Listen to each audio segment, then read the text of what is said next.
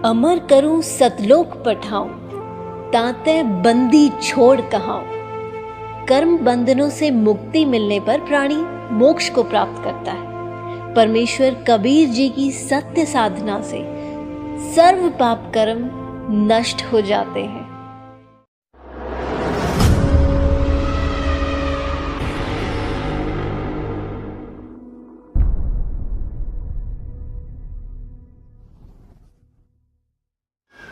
कई भक्तजन कहते हैं कि हम तो नाम जब लेंगे काम क्रोध मोह लोभ अहंकार पर काबू पा लेंगे।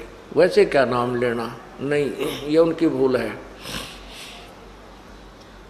यदि काम क्रोध मोह लोभ अहंकार पर नाम लेने से पहले काबू आ गया तो भक्ति करने की आवश्यकता है को नहीं।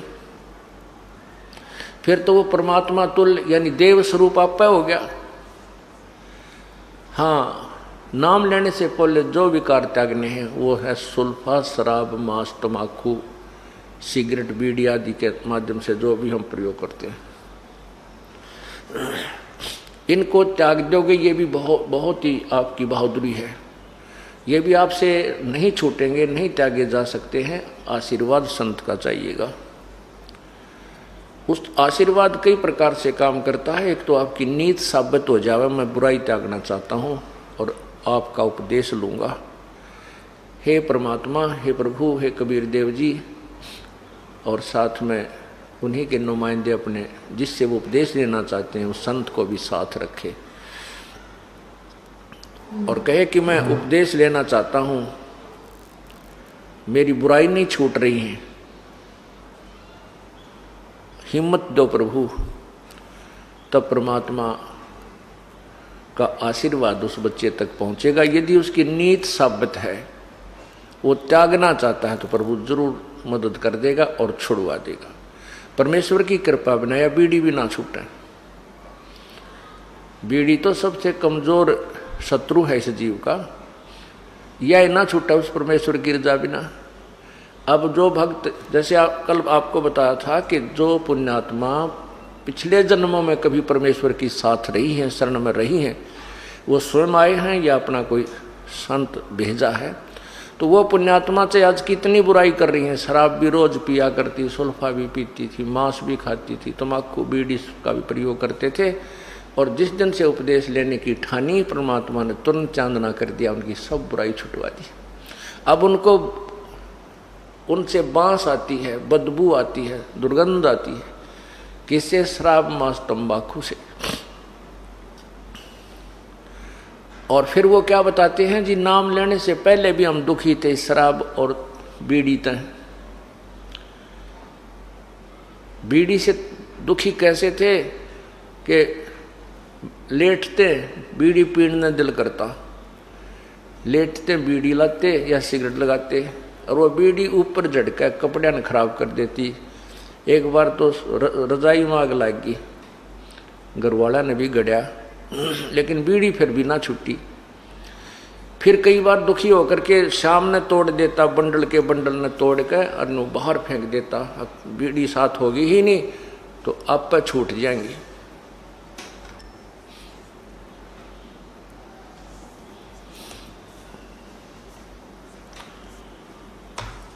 तो वो कहता है कि ऐसे करके हम सामने तक सो जाता, 1-2 घंटे के बाद फिर आंख खुल जाती, नींद से जाग जाता और बीड़ी की ललक उठती। वह झूठे टोटके पड़े पाते ना, कितने छोटे छोटे से ऊन ठा के पिया करता, बीड़ी छूटी नहीं। अब कृपा हुई है परमात्मा की, अब बदबू आती है। यदि कोई साथ बैठ कर दूसरा भी पीता है तो हमारे को वो अच्छा नहीं लगता। तो ये कृपा भी परमात्मा की होती है। अब जो भाई ये कह रहा था कि मैं तो काम क्रोध मोह लोभ अहंकार सबको त्याग कर फिर नाम लूंगा, वो आदमी नाम लेना नहीं चाहता या उसको ज्ञान कति नहीं। काम क्रोध लोभ मोह अहंकार ये परमानेंट एनिमी है इस आत्मा के, इस जीव के पक्के शत्रु हैं। और इनसे ना ब्रह्मा जी बच सके हैं, ना विष्णु जी, ना शिव जी। और फिर आम जीव की तो औकात क्या है इन काम क्रोध मोह लोभ अहंकार से। आप पे छुटकारा पा ले, नहीं हो सकता है। इसका एक बहुत लंबा ट्रीटमेंट है। छुटकारा तो होगा लेकिन लंबा ट्रीटमेंट है जो इस तत्व ज्ञान और इस यथार्थ भक्ति विधि से ही संभव हो सकता है। क्या बताते हैं? सरंग, बरंग, मृग, कुरंग और पतंगा, इंद्री एक ठग्यो तिस अंगा, और तुमरे संग पांचों पर कासा, ये योग युगत की झूठी आशा।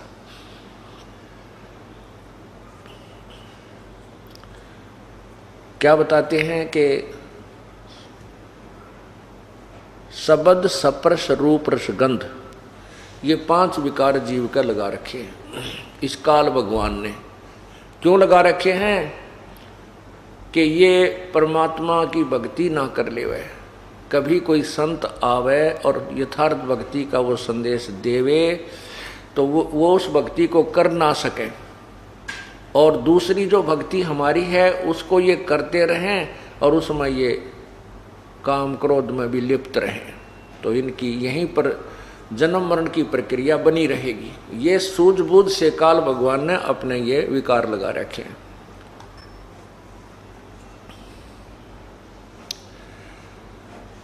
एक शब्द, स्पर्श, शब्द होती है अच्छी मीठी सुरीली आवाज की चाह, ये शब्द का ये गुण है। शब्द, स्पर्श, रूप, रसगंध आदि ये 5 विकार हैं।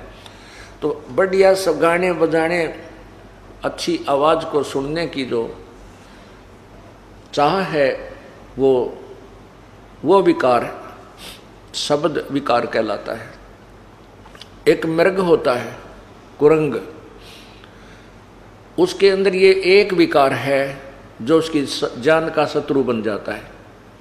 उसको सुरीली तान सुनने की आवाज है, और शिकारी जब मृग पकड़ते हैं, हिरण को पकड़ते हैं, तो वो एक प्रकार की धुन, एक सारंगी सी पे हारमोनियम पर एक प्यारी प्यारी धुन शुरू कर देते हैं, और वो मृग उस शब्द के वश होकर, उस सुरीली आवाज को सुनने के वश होकर के वहां से चलकर शिकारी के घुटनों में शीश रख देता है और प्यार से उसको सुनता है। उस एक शब्द विकार ने, एक कान के विकार ने उस मृग की जान शिकारी के हाथों में सौंप दी। वो रुक नहीं सका, वो विवश है, उसके बस की बात नहीं है,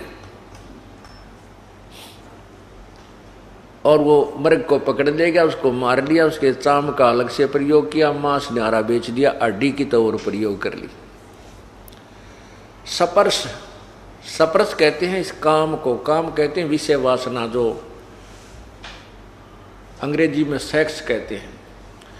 हाथी में सबसे ज्यादा काम वासना होती है, और हाथी पकड़ने वाले एक हथनी को ट्रेंड कर लेते हैं और जंगल में जाकर के गहरा गड्ढा खोद लेते हैं, उसके ऊपर घास फूस से बोदी बोदी लकड़ियों से उसको ढक देते हैं, और ऊपर उसके ऊपर घास ऐसा ही डाल देते हैं जैसा उस जंगल का घास होता है, ऐसे खड़ा सा कर देते हैं, और उस ट्रेंड हथनी को, वो शिक्षित हथनी को हाथियों के झुंड में भेज देते हैं। वो हथनी जाकर के उनके साथ स्पर्श करती है, उनके शरीर से शरीर घिसाती है, स्पर्श करती है अर्थात उनको कामो वासना के लिए उत्तेजित करके कर देती है, और हाथी उसके साथ उसकी तरफ दौड़ते हैं। उससे वासना करने की चेष्टा करते हैं तो हथनी वहाँ से चल पड़ती है, वो दौड़ लेती है, उसके साथ 5-7 हाथी भी साथ साथ चल पड़ते हैं। उसको पता होता है, और वो व्यक्ति जो होते हैं शिकारी, वो वृक्षों की ओट लेकर खड़े हो जाते हैं। वो हथनी सीधी आती है उस गड्ढे की तरफ, और हाथी भी उसकी चारों तरफ को उस आगे से घेरने के लिए भाग रहे होते हैं। वो जल्दी से सीधी आकर के वहाँ तुरंत वहाँ से कट मार कर और बराबर से ऐसे भाग कर फिर तुरंत उस गड्ढे के सामने आकर सीधी भाग लेती है। हाथी सीधे ही भाग लेते हैं और उस गड्ढे के अंदर वो गिर जाते हैं। जब गड्ढे में वो गिर जाते हैं, उस पड़े पड़े चिंगाड़ते हैं, शिकारी फिर उनको हंटर लगा लगा कर काबू कर लेते हैं और फिर गांव गांव में, नगर नगर में, सर्कस में ले जाकर उनकी रेल बनाते हैं, उनका जुलूस निकालते हैं। एक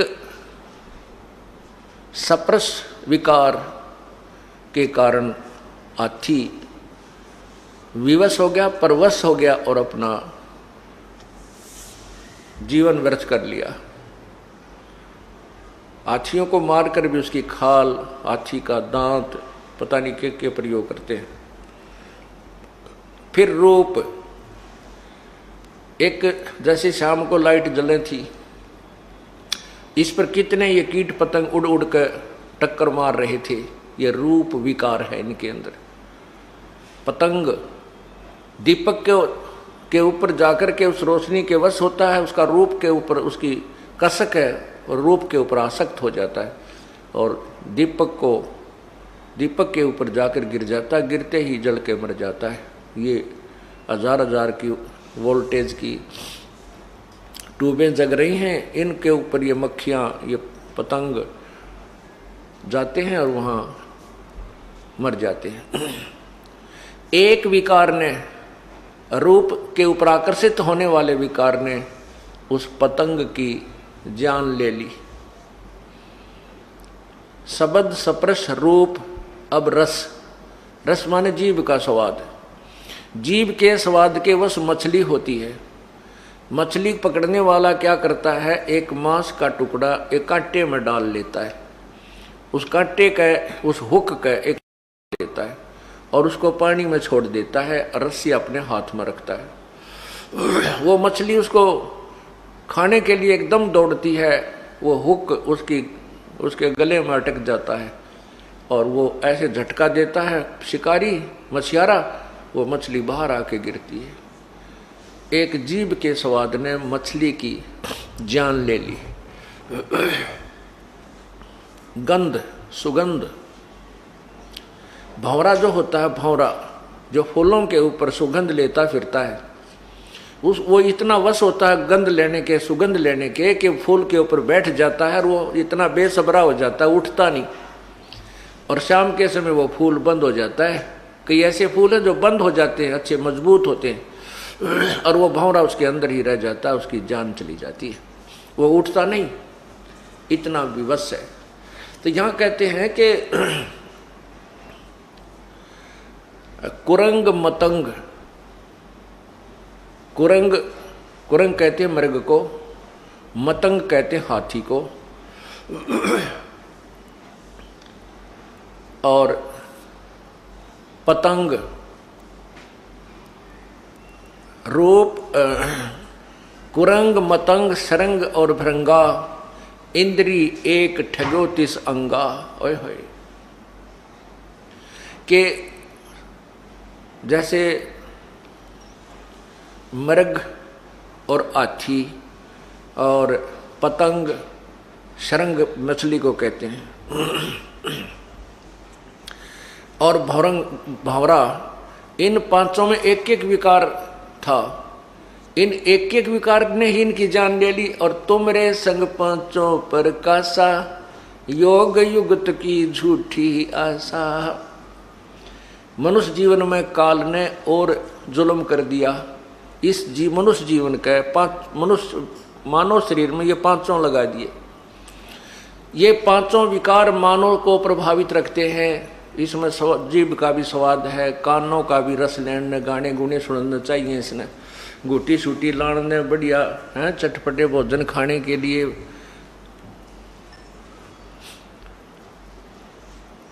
और विषय वासना भी कोई अंत ही नहीं इसके, इस शरीर में। परमात्मा कहते हैं हमें समझाने के लिए,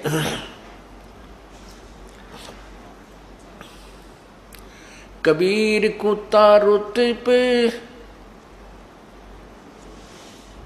30 दिन रहे उजासे,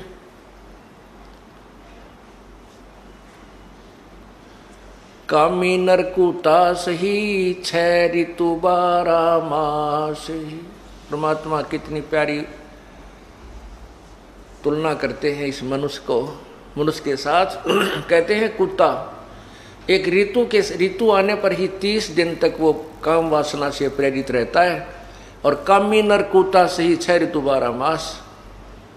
कामी माने विषय वासना वश होकर ये नर उस कुत्ते से भी बदतर है, इसकी कोई ऋतु ही सीमित नहीं है, 6 ऋतु 12 मास ही ये काम उत्तेजना के वश रहता है।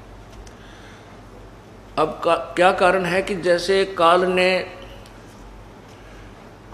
हमारे ये मनुष्य जीवन देते ही ये 5 विकार फिट कर दिए कि या तो ये भक्ति करे नहीं, और करे तो ये विकार इसको करने नहीं थे। परमात्मा पूर्ण ब्रह्म बड़े दयालु हैं, उन्होंने एक ऐसा ट्रीटमेंट दिया हमारे को इस सत्य नाम का, श्वास से सिमरण का। इससे ये विकार धीरे धीरे कति नष्ट हो जाएंगे, बिल्कुल नॉर्मल से बने रहेंगे, ये दबाव नहीं दे सकेंगे। और फिर ये ज्ञान ऐसा दे दिया कि हम गलती करने की चेष्टा करेंगे या कोई मन में विकार काल प्रेरित करेगा, तुरंत ये ज्ञान अड़ जाएगा और परमात्मा इस मन की परों को काट देगा, और भक्ति का जो सहयोग है वो आपको इन विकारों से बचाएगा, और कुछ दिनों के बाद ये ठीक हो जाएंगे। ये बिल्कुल समाप्त नहीं होंगे,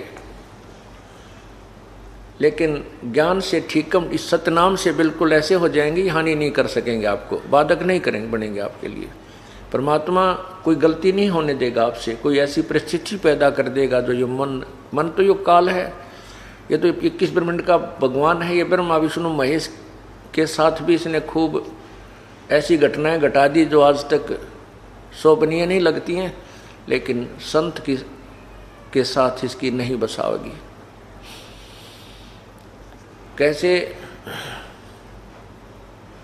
जैसे भगवान शिव ने जब ये देखा कि पार्वती जी ने श्री रामचंद्र जी का रूप बनाकर ना सीता जी का रूप बना करके और श्री राम की परीक्षा ली थी, और श्री राम ने उनको पहचान लिया था कि आप तो दक्ष पुत्री देवी हो, आप सीता नहीं हो। और भगवान शंकर ने मना किया था कि आप सीता रूप मत बनाना, श्री रामचंद्र की परीक्षा मत लेना, क्योंकि श्री रामचंद्र जी सीता के वियोग में रो रहे थे, दहाड़े मार रहे थे, पशु पक्षी पेड़ों से भी पूछ रहे थे, जिसमें सीता जी का अपहरण रावण ने कर लिया था, श्री राम को पता नहीं था। उसमें भगवान शिव ने कहा था, पार्वती ने पूछा था ये आदमी क्यों रो रहा है। भगवान शंकर ने कहा ये आम मनुष्य नहीं है, ये भगवान विष्णु अवतार श्री रामचंद्र जी हैं, इनकी पत्नी को कोई उठा ले गया है, अपहरण कर ले गया, उस वियोग में ये रो रहे हैं। तो पार्वती जी ने कहा था कि भगवान रोते थोड़े ही है, मैं नहीं मानती ये विष्णु जी हो सकता है, मैं इसकी परीक्षा लूंगी और सीता रूप बनाकर जाऊंगी। शिव भगवान ने कहा था कि तू सीता रूप मत बनाना पार्वती, तब तो उसने कह दिया नहीं बनाऊंगी। भगवान शिव के इधर उधर होते ही तुरंत सीता रूप बनाया और श्री राम की परीक्षा लेने पार्वती जी पहुंच गई। जाते ही रामचंद्र जी ने कह दिया, हे दक्ष पुत्री माया, भगवान शिव को कहाँ छोड़ाई, अकेली कैसे आ गई। इस बात से वो बहुत शर्मिंदा हुई और कहा आप तो सचमुच विष्णु भगवान हैं, ये मेरी ही गलती थी। शिव भगवान ठीक है आपको प्रणाम कर रहे थे। जब वो वापस आई तो अंदर से मन काल ने प्रेरित कर दिया भगवान शिव को कि ये अवश्य गड़बड़ करके आई होगी। उसने कहा कि तू सीता बन के परीक्षा लेकर आई है। वो नाटी भी इतना मन ने को नहीं परीक्षा ली, नहीं तू झूठ बोलती है, मेरी आत्मा नहीं मान रही है, तू गई है। फिर उसने भी स्वीकृति दे दी, हाँ जी मैं गई थी। इस बात से भगवान शिव ने एक तो ये कहा कि तू अब मेरे बड़े भाई की पत्नी का रूप बना लिया, अर्थात मेरे लिए माता के तुल्य होगी, स्वीकार्य नहीं है, मैं तुझे तेरे से पत्नी व्यवहार नहीं करूँगा। और दूसरे मन में ये आके मैं पार्वती से प्रिय इस जग में किसी को नहीं मानता था और इसने भी मेरे को डिसीव कर दिया, धोखा दे दिया। इसलिए मुझे स्त्री की चाह किस लिए हुई कि मेरे अंदर वासना है, काम वासना, मैं इसी को नष्ट कर दूंगा, मुझे चाह ही ना पड़ेगी जो मुझे धोखा दे सके और भक्ति में बाधक बन सके। इस विचार से भगवान शिव ने 88,000 वर्ष तक इस एक विकार को नष्ट करने के लिए तप किया, सप्रश विकार को। 88,000 वर्ष तप करने के बाद कहते हैं कामदेव को भी फूंक दिया, जला दिया, सब कुछ कर दिया। और भगवान शिव ने सोच लिया कि अब तू वासना रहित हो गया है, तेरा विकार समाप्त हो गया। कबीर परमात्मा कहते हैं विकार मरा मत जानियो जो भूबड़ में आग। जैसे अंगार होता है और उस आग को दबा देते हैं, अग्नि के जैसे उपला होता है, उपले को जला करके वो आग पूरा अंगार बन जाता है और उसको राख में दबा देते हैं कि काफ़ी देर तक ये रहा रहेगा। तो उससे ऊपर से तो ऐसा हो जाता है जैसे बिल्कुल समाप्त हो गया, इसमें राख रूख लग के, और उसको ऐसे हिलाते हैं ना तो अंदर से पूरा धुंधकता मिलता है। तो परमात्मा ने कहा है कि विकार मरे मत जानियो जो भूबड़ में आग, पहले से भी तेज धुंधकती पावेगी। कैसे ना जो साधना तुम कर रहे हो उनसे नहीं मरेंगे, उनसे तुम मान लेते हो कि हमने कुछ सफलता प्राप्त कर ली, लेकिन वो सफलता नहीं, वो तो दुबक गया है तुम्हारा, जो दबा है थोड़े से दिन तक। और जो सतनाम और इस विधि से जो साधना की जाती है ये परमानेंट ट्रीटमेंट कर दिया जाता है। अब काल भगवान जो ज्योति निरंजन ब्रह्म है उसको चिंता बनी रहती है कि यदि कोई व्यक्ति,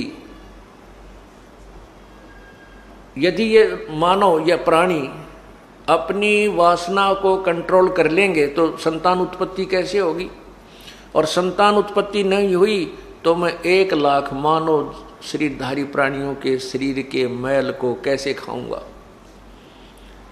इस दृष्टिकोण से वो किसी को भी विकार रहित नहीं होने देता। ये उसकी मजबूरी है और एक भयंकर जाल है। तो कुछ दिनों के बाद उस काल ने प्रेरणा कर दी भगवान शिव के अंदर कि मैंने सुना है कि जिस समय हमने सागर मंथन किया था, सागर मंथन के समय कहते हैं मैंने तो विष ले लिया था, मुझे तो नशा बन गया था, ध्यान नहीं, और राक्षसों ने अमृत के कलश को ले लिया था। भगवान विष्णु ने एक मोहनी रूप बनाकर, सुंदर स्त्री का रूप बनाकर, नाच कूद कर, डांस डूंस करके, अच्छे गाने गा करके उनको मदिरा पिला दी थी, मदिरा का कलश उनको दे दिया, मदिरा पिला दी थी और अमृत के कलश को ले आया था। नहीं तो देवता, वो राक्षस अमर हो जाते और देवताओं को सदा दुखी करते। तो उनके मन में तो लोग कहते हैं कि भगवान विष्णु जब मोहनी रूप बना रखा था स्त्री का, बड़े सुंदर लग रहे थे, बहुत ही खूबसूरत। तो उस शिव जी के मन में यह प्रेरणा कर दी काल ने कि आज भगवान विष्णु से मैं वो मोहनी रूप देखूंगा और ये देखना चाहूंगा भगवान कितने सुंदर लग रहे थे मोहनी रूप बना के। इस उद्देश्य को लेकर के भगवान विष्णु के लोक में भगवान शिव चले गए। कुशल मंगल हुई। आने का कारण पूछा विष्णु जी ने, शंकर भगवान ने अपना उद्देश्य आने का बता दिया कि मैं आपका वो मोहनी रूप देखना चाहता हूँ जिस समय आपने सागर मंथन के समय बनाया था। विष्णु जी हंसने लगे, कहने लगे भोलेनाथ वो कोई समय था, मोहनी रूप बना लिया, बार बार थोड़ी औरत बना जाता है, वो तो कोई समय था भाई। शंकर भगवान बोले नहीं भगवान, मैं तो बैठ गया आपके द्वार पे, जब तक मोहनी रूप नहीं दिखाओगे मैं नहीं जाऊं। भगवान विष्णु ने सोचा ये तो भाई पक्का धुन का है, 88,000 वर्ष तक ही बैठा रहा, और जब मैं इसको यहाँ से नहीं, कोई इसका उद्देश्य पूरा नहीं करूँगा तो बैठ जाएगा यहाँ पर, ना मेरा कितने दिन बैठा रहेगा। भगवान विष्णु कहने लगे कोई बात नहीं, कुछ देर में मैं आपको मोहनी रूप दिखाता हूँ, आप बैठो यहाँ। यूँ कह करके अपने मकान महल में चले गए। उधर से अंतर ध्यान होकर के जहाँ शिव जी अकेले बैठे थे बाहर बरंडे में, आगे सामने मैदान और बाग बगीचा था, विष्णु जी एक सुंदर लड़की का रूप बनाकर के एक पेड़ के नीचे खड़े हो जाते हैं जिसमें ऐसे वस्त्र थे जो अर्धनग्न शरीर हो। शिव जी ने इधर देखा, कोई दिखाई नहीं दे रहा था, उठ के उस स्त्री की तरफ चल पड़े और वो लड़की आगे आगे चलने लगी। शिव जी ने भी लंबी लंबी कदम रख के उसके हाथ पकड़ लिया और वो आगे चलती रही। कहने का भाव ये मैं पुराण में लिखा है जो यहाँ मैं आपको बता भी नहीं सकता भगवान शिव जी की क्या दशा हुई। तो उसी समय भगवान विष्णु ने अपना विष्णु रूप बना लिया। तब भगवान शिव जी शर्मिंदा से हो गए। अब परमात्मा याद दिलाते हैं कि ये जिस विकारों को, विषय वासनाओं को तुम समाप्त कहते हैं, जैसे अग्न काष्ठ के माही है व्यापक परदिश नाही, ऐसे कामदेव पर चंडा व्यापक सकल दीप नौखंडा। जैसे अग्नि काट के माही, काट में अग्नि है पर दिखती नहीं, और जब इसको अग्न लगा दी जाएगी तो पकड़ पाटेगा यानी आगे आगे हो जाएगी। ऐसे ही ये विषय वासना प्रत्येक प्राणी के अंदर विद्यमान है व्यापक पर दिस नाही, ऐसे काम देव प्रचंडा व्यापक सकल दीप नौखंडा। तो यहाँ कबीर परमेश्वर जी बताते हैं कि तुमरे संग पांचों पर कासा, ये योग युगत की झूठी आशा। तुम्हारे अंदर ये पांचों विकार विद्यमान है, तुम योग युगत यानी विकार खत्म करने की, आप कहते हैं योग विकार खत्म करके ही योग युक्त हुआ जाता है। विकार तुम्हारे समाप्त हो ही नहीं सकते, योग युक्त तुम हो नहीं सकते, इसलिए योग युक्त नहीं हो सकते। देयरफॉर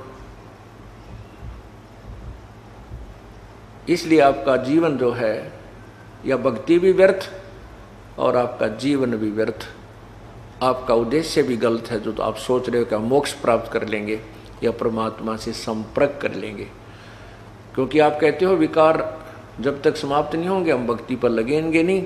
और विकार समाप्त करने के लिए कौन से विकार?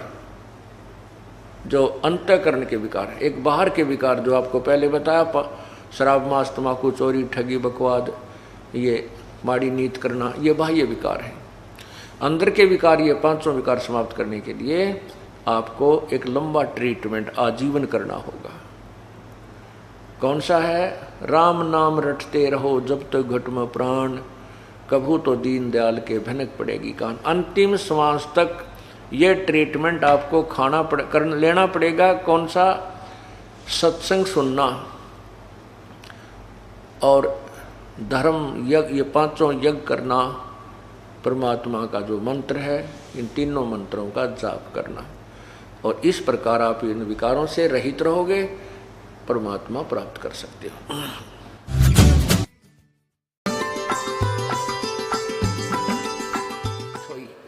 यहाँ आप आते हो परमात्मा पाने के लिए इस दास के पास, आपको यहाँ कोई उलट सुलट बोल भी जाता है, कोई उसकी परवाह नहीं करनी। जिसने भगवान चाहिए, मान अमान करो क्यों ना कोई, चाहे समाज वाले भी आपका मान अपमान करें।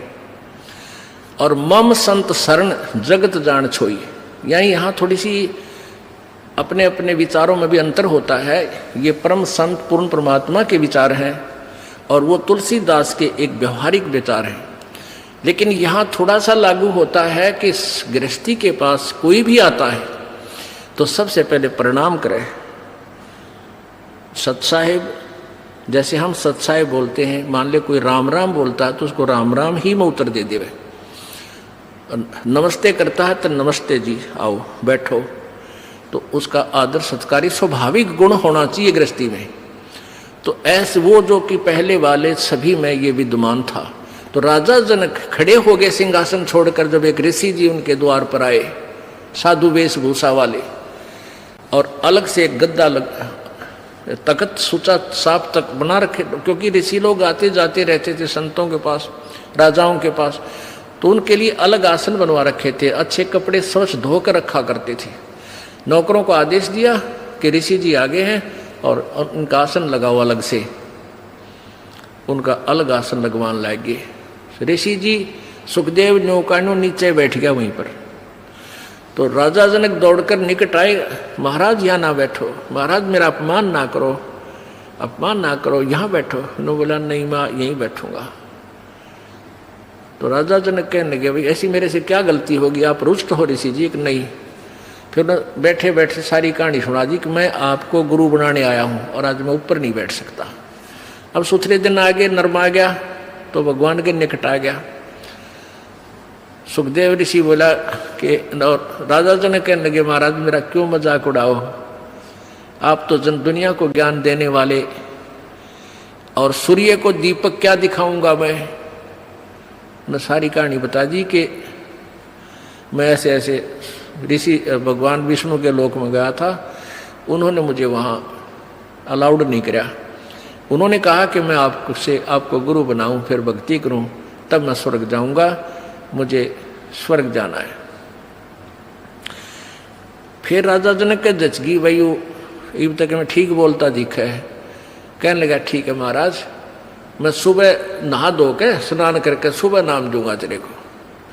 अब वो थोड़ी बहुत ज्ञान तो हो जा है कि भाई ये किस टाइप के इंसान होया करेंगे, गृहस्थी ने देख के भी से नफरत करते हैं, ये जो नकली से होया करें। इसकी सारी फड़काड़नी चाहा था, परीक्षा भी लेना चाहा था। उसने अलग से एक मकान में उनकी रहने की व्यवस्था करवा दी और वहाँ एक लड़की की, एक युवा लड़की की ड्यूटी लगा दी कि आप इनकी केयर टेक करो, अतिथि आए हैं, खाना खिलाओ, कपड़े बिछाओ इनके, और कोई असुविधा ना रहे, रात को भी इनके पास। सारी तो उसको ट्रेनिंग दे दी थी लड़की को राजा जनक ने। अब सुखदेव ऋषि अपना आसन पर लेट गया, खाट पे चारपाई पर जो तख्त लगा रखा था। वो लड़की रात्रि के समय जाकर के उसके तख्त पर बैठ गई। सुखदेव ऋषि ने पैर पीछे को कर लिए, वो और निकट आ गई। वो थोड़ा सा और आगे को सरका, वो और निकट हुई तो उठ कर दूर खड़ा हो गया। कहने लगा बहन तू बाहर चली जा। वह लड़की बाहर आ गई। राजा जनक ने पूछा कि क्या क्रिया रही बेटी, कैसा है ये ऋषि जी? ने बोले जी ऋषि जी पक्का है, ऐसे ऐसे मैं बेड पर बैठी आपके आदेश अनुसार, तो इसने सारी ऐसे ऐसी क्रिया बताई। खड़ा हो गया और बाद में बोला बेटी बहन बाहर चली जा। तो बोला ठीक है। अब क्या हुआ कि वो उसका नीचे बिछा दिया कपड़ा, जैसे दरी वरी जो बिछा, वो बैठ गया भगत की तरह और कहने लगे बैठ जा ऋषि जी, अब मैं तुझे उपदेश दूंगा, पहले मैं नहा लूँ, स्नान कर लेता हूँ। अब गरीबदास जी ने अपनी वाणी में लिखा है कि राजा जनक के हजारों की संख्या में रानियां थी, पत्नी थी। उनमें से एक पटरानी होती है, जो सबसे पहले जो शादी की जाती है उसको पटरानी बोलते हैं, मुख्य पत्नी। बड़ी सुशील, अच्छी भक्ति करने वाली साध्वी टाइप थी। उसको कहा राजा जनक ने कि मैं नहाऊंगा, और पानी गर्म करा, बता दिया था सारा, उसको ट्रेनिंग दे दी थी। वहीं पर जहाँ इस पहले बड़े बड़े दरवाजे होते थे, वहीं इधर सुखदेव ऋषि बैठा और इस साइड में लगा कर चूल्हा ईंटा का, और ऊपर धर दिया पतीला और नीचे बाल दिए लकड़, सूखी लकड़, और पानी न उबला जो कर चाय बनाया करें, बनाते उबला करें। और राजा जनक का वहीं साथ में नहाने के लिए पाटड़ा डाल दिया, और राजा जनक वहां नहाने के लिए विराजमान हो गया, धोती बांध के। और वो रानी जो पटरानी थी उसकी, वो लोटा भरे उस उबलते जल में थे, चूल्हे वाले पन्नों का पतीला ऊपर रखा है, और राजा जनक की चोटी में घेरा रास गेला नवावे, और वो पानी राजा जनक पर डाल रानी तो, और सुखदेव नो है जलेगा भी हो। अब वो पानी उस पर गिरे, सुखदेव पीछे नो है। अब राजा जनक देख रहा अगर ऋषि जी की कैरियर सलोरी है। राजा बिहन से देई जब तारी और हमें स्नान करावे नारी। राजा हंसा और जब वो न्योकड़ू है ना, तब राजा ने कहा कि सुखदेव ऋषि आप एक बार व्यास के बेटे, तो अपने आप को ऋषि माने फिरे था, बाल ब्रह्मचारी कहे था, और हम तो गृहस्थी हैं बाल। और आजा जो मेरे नहाने के बाद जो पानी गटर में जा रहा है, जो नाली के अंदर से पानी बह रहा है, तो इसमें हाथ दे दे व्यास के बेटा, जब जानो तो किसा भगत है, अपने आप में ऋषि बना फिरा था। वो निकट आया, नो बोला मैं ना दूँ, मेरी तो सारी उंगली जल जाए, इतना गर्म है यो। मैं इस नहाने के बाद जो जल जाता है वो 50% कम हो जाता है गर्म, और उसके बाद भी नो कहे मैं ना दूँ, मैं सारा जल जाऊँ। दूर बैठ गया जाके। तब राजा भी हंसा, जोरता हंसा और ताली बजाई, नो हथेली पीटी, और हमें स्नान करावे नारी।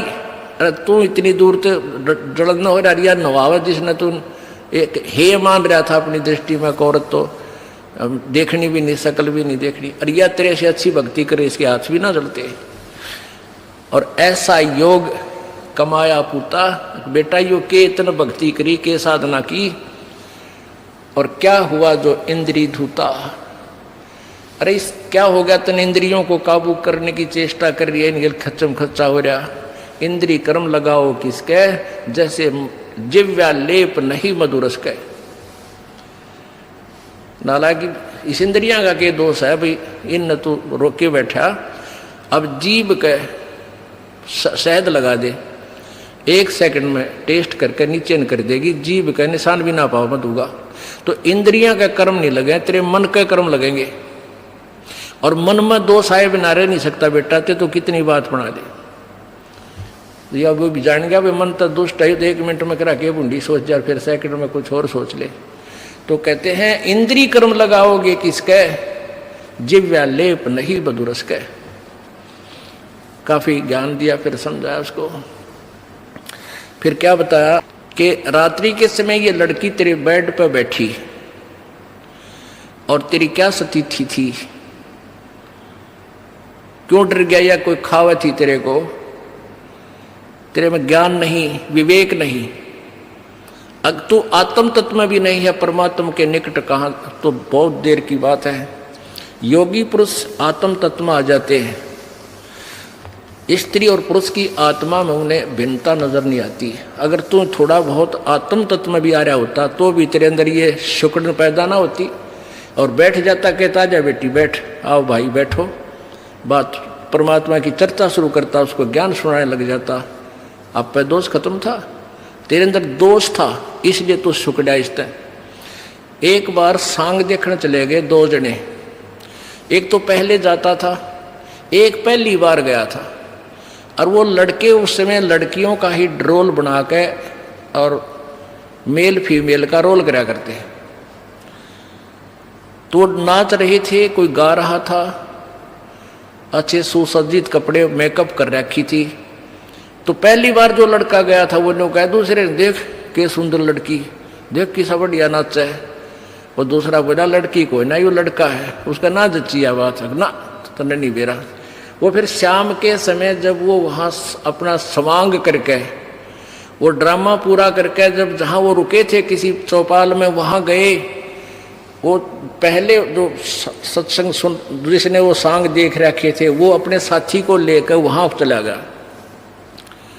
किसको, जो पहली बार गया था, कहाँ, जहाँ वो रुके हुए थे, उनके साथ साथ चले गए।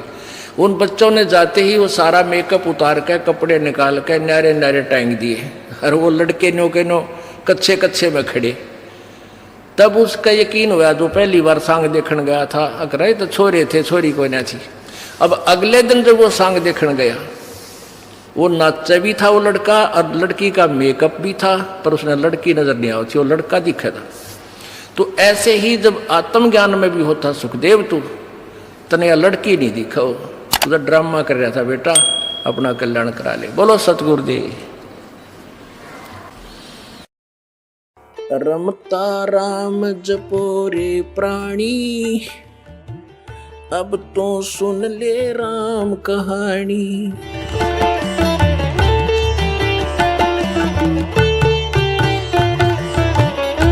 तो ऐसे एक मार्कंडे नाम के ऋषि बंगाल की खाड़ी में तपस्या कर रहे थे। इंद्र के हलकारे यानी उसने गुप्तचर छोड़ रखे होते हैं पृथ्वी पर, उनके देवता यहां गुप्त रूप में घूमते रहते हैं। और उनके ऐसे सूक्ष्म शरीर होते हैं,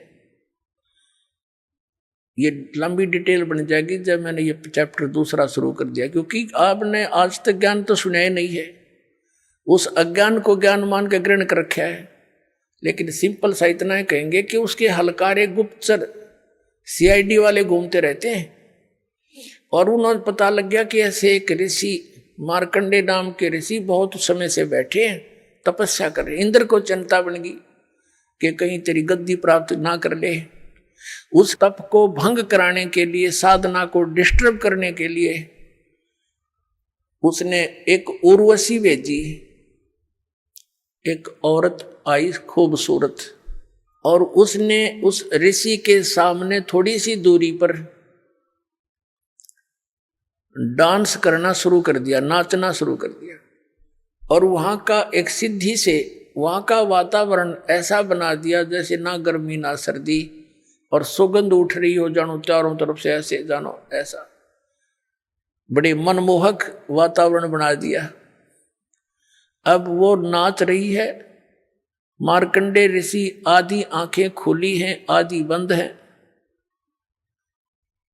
जब उसने सारे डांस कर लिए, अंत में वो निवस्त्र होगी। तब मार्कंडे ऋषि बोले, हे बेटी, हे माई, हे बहन, आप यहां किस वास्ते आई?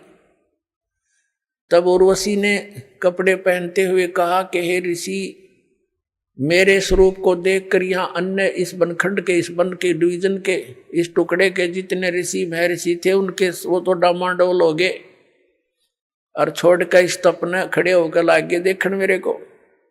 लेकिन ना जाने आपकी समाधि कहाँ गई हुई थी, ये आप जानो। आप डगमग नहीं हुए। तब मार्कंडे ऋषि ने बताया कि मेरी जो समाधि थी, समाधि क्या होती है कि यहां बैठे वो अपनी दूरबीन से, अंदर की आंखों से, ये अपनी अपनी भक्ति से रेंज घटती बढ़ती रहती है। वो कह रहा कि मैं ब्रह्मलोक में मैं डांस देख रहा था, और वहां नाचने वाली औरतों की तेरे जैसी तो 7-7 नौकरानी थी। तो तेरे डांस ने के देखूं मैं, तो तेरे से इतनी सुंदर थी वो, जिनकी तेरे जैसी तो नौकरानियां थी। वहां मैं समाधि लगा रहा था। अपने आत्माओं, ये तत्व ज्ञान है, इससे दूध और पानी छनेगा, अलग अलग हो जाएगा। एक तरफ तो ये है कि मार्कंडे ऋषि ने अपनी साधना को सर्वोच्च मान रखा था। तो उर्वशी कहने लगी कि महाराज, आप एक बार इंद्रलोक में चलो।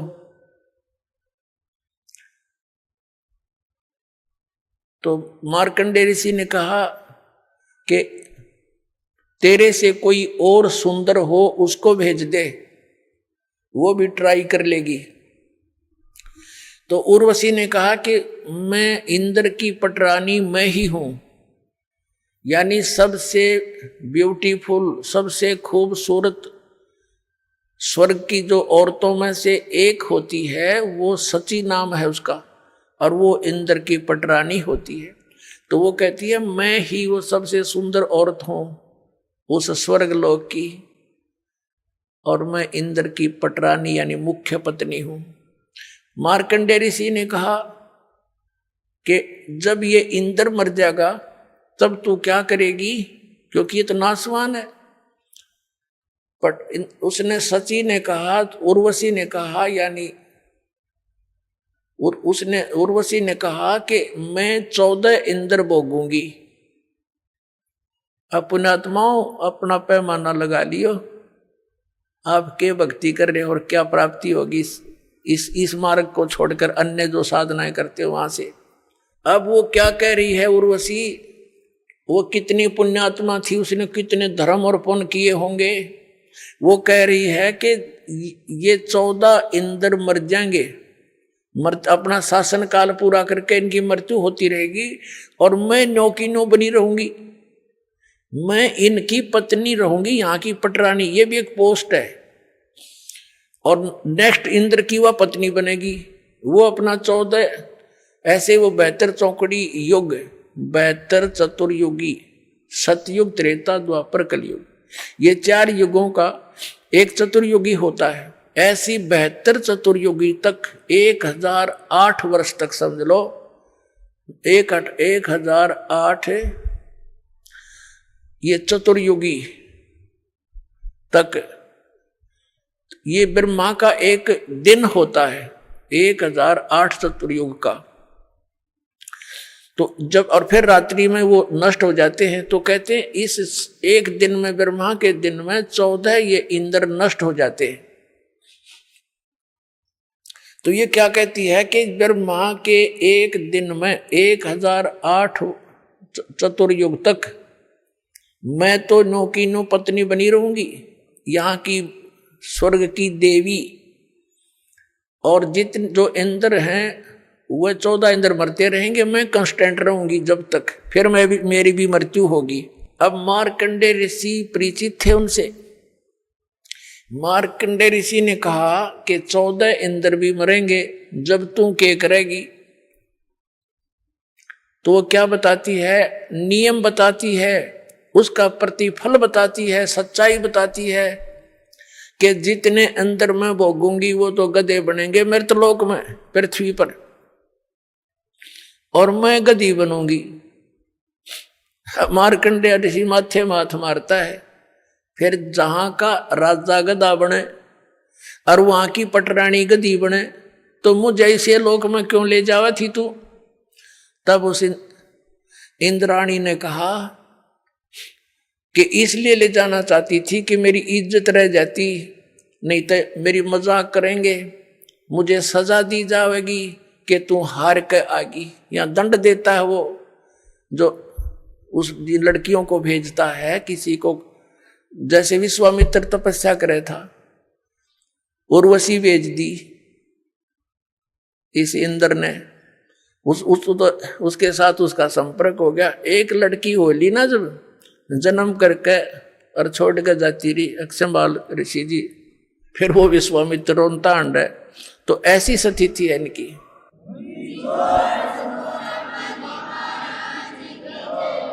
वो क्या कहती है कि मैं अपनी इज्जत रखने वास्ते, और ऐसे वो इंद्र इन उर्वशियों को और लड़कियों को जो स्वर्ग में सुखी मानते हैं, स्वर्ग में सुख हो जाता है, उनका वो नौकर है उसके सारे, उस इंद्र के, और उनको बाई फोर्स भेजता है कि जा उसका धर्म भंग करके आ, नहीं तो तुझे सजा दूंगा। वहां कोड़ों से पीटी जाती हैं औरतें जो स्वर्ग के वासी कहलाते।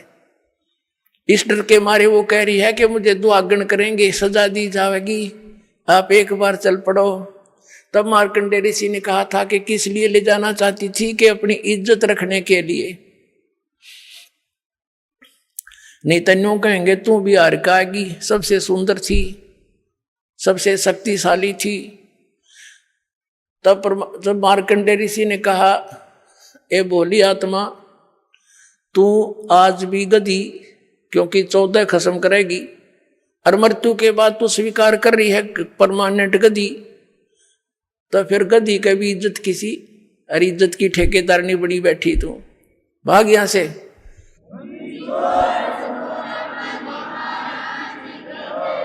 फिर क्या हुआ कि इंद्र आ गया वहां पर, स्वर्ग का राजा आ गया और कहने लगा, हे बंद निवाज,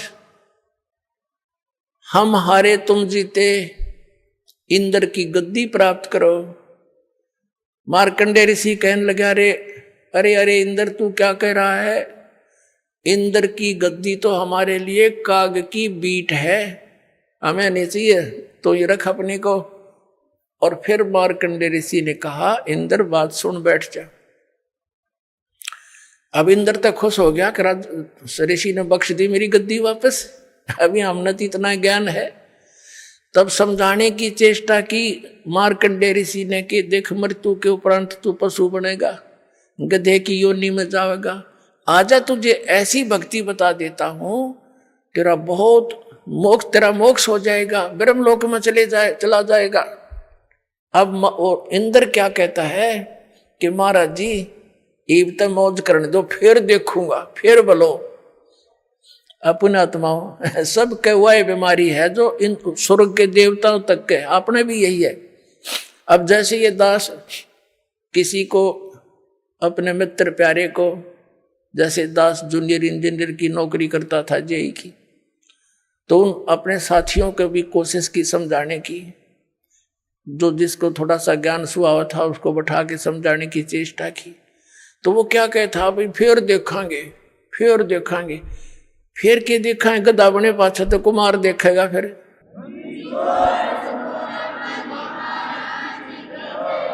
ढाई मन का बोरा कमर पर और लाठी कब लगेगी गट्टियां पे। देखना अब देख, संतों के विचार सुन और बुराई छोड़ भक्ति कर। देखना तो अब फिर क्या देखेंगे। वास्तविकता ये होती है कि कोई तो गुटी सुटी लावे, 2 पैसे का ब्यों तो दे, बकवाद शुरू करता है ये प्राणी। 2 पैसे माया अधिक हुई ना, और ये नरक में जाने की टिकट बनी ना, तुरंत बन जाती है। तो उनके वह किसी पर गुटी ना छूटे, किसी पर रिश्वत ना छूटे, और कोई 100 बुराइयों में ग्रस्त हो जाता प्राणी, तो वो इस कारण से यूं कहता फिर देखेंगे। और फिर कुछ एक यहां तक कह देते थे, किसने देखी है, देखी जाएगी। बताओ, अब अंधा जा रहा हो जंगल के अंदर, वन की तरफ, और उसको कोई कहे आंखों वाला कि सूरदास इधर मत जा भाई, ये रास्ता ठीक नहीं, बहुत भयंकर दुख होंगे तो इसमें चला जाएगा, जंगली जानवर हैं, वहां कांटे हैं, बहुत बुरा हाल हो जाएगा। और वो अंधा वही बोल सकता जिसने कोई गुटी सूटी ला रखी हो या भांग पी रखी हो, वो कह सकता है ऐसी बातें, किसने देखा, देखी जाएगी।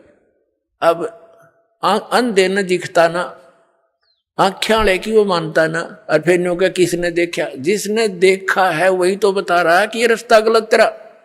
अपने आत्मा वही स्थिति आज हमारी थी। हमने अब इस काल की भांग गणी पी रखी है सभी ने। कबीर साहब कहते हैं, कबीर ये माया अटपटी और सब गट आण अड़ी, किस किस ने समझाऊं या कुआ भांग पड़ी। एक ठेके पर दारू पी के चाहे 10 कैंडिडेट आ रहे हों, और सारे की एक जैसी गतिविधि, एक जैसी बोल, ऐसे ही चाल पाओगी। उनसे बात करके देख लो, वो किसी भाषा बोलेंगे। तो यहाँ हम जो इस प्रकार की भाषा बोलते हैं, किसने देखा है, देखी जाएगी, फिर देखेंगे, तो ये सारे भांग पी रहे हैं इस काल की माया की। कबीर साहब कहते हैं, कबीर ये माया अटपटी सब गट आण अड़ी, और किस किस ने समझाऊं या कुआ भांग पड़ी। 21 ब्रह्मांड है इस काल के, इन सारे में कुआ, इन सब कुओं में यह भांग डाल रखी है, सब ने यही पी रखी है, और यही ज्ञान ग्रहण है। स्वर्ग प्राप्ति करूंगा, MLA बनूंगा, MP बनूंगा, हरगदा बन के फिर देखिए के बनेगा तेरा। तो ये ज्ञान आपने फाइनल मानना पड़ेगा। ये कोई डूम बाट के गीत नहीं है क्यों किसी कभी सर ने गा दिए 2 रोटी के रोले में, नहीं, ये समर्थ की आई हुई बताए हुए ज्ञान है, ये फाइनल समझ लेना।